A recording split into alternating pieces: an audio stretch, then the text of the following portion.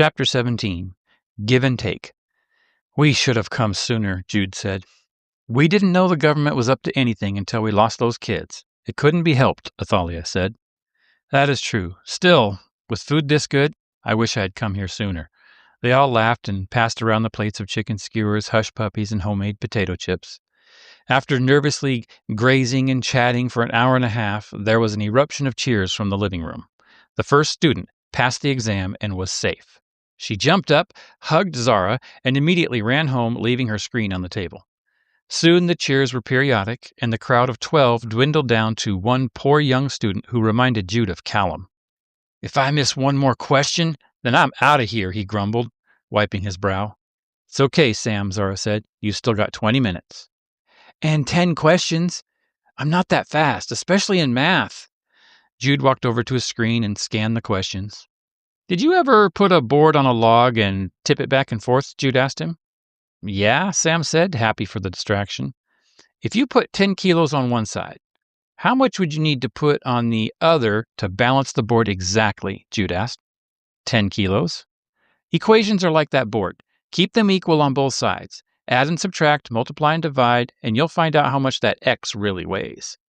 The lights came on. "Oh, I think I get it." He began to scratch out the equations on his tablet, and each time he got the right answer, everyone cheered. Finally, he got down to the last question, and he began to panic. "I can't miss this, and I don't know about exponents. How do you get rid of something that is squared? Do you divide it?" "No," Jude said.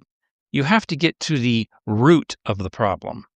"Square roots!" Sam exclaimed. "I think I've got this." He clicked his choice, and everyone held their breath. "Congratulations, you passed with 80%.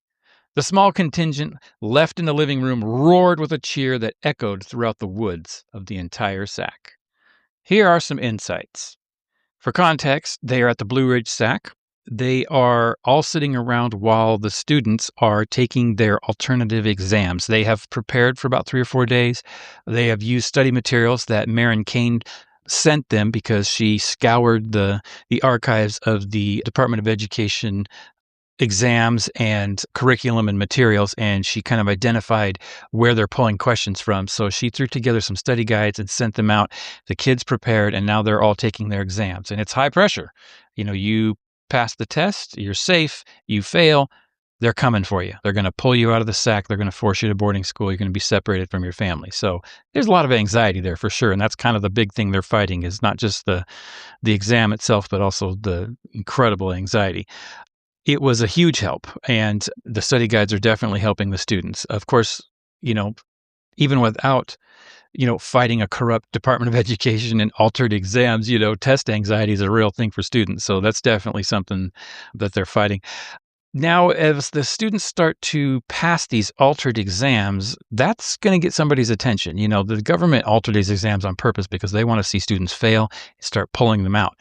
And when these students take their alternative exams and start passing them, that's going to get somebody's attention because, again, it's that strategy to squeeze the SACs, and it's failing because they're succeeding. So what do you think that's going to do in the future? What happens when the government notices? What's the next trick up their sleeve? Well, we're going to find out, but until then, we can celebrate with the poor students that pass their exams and look forward to what's going to happen next in Chapter 18.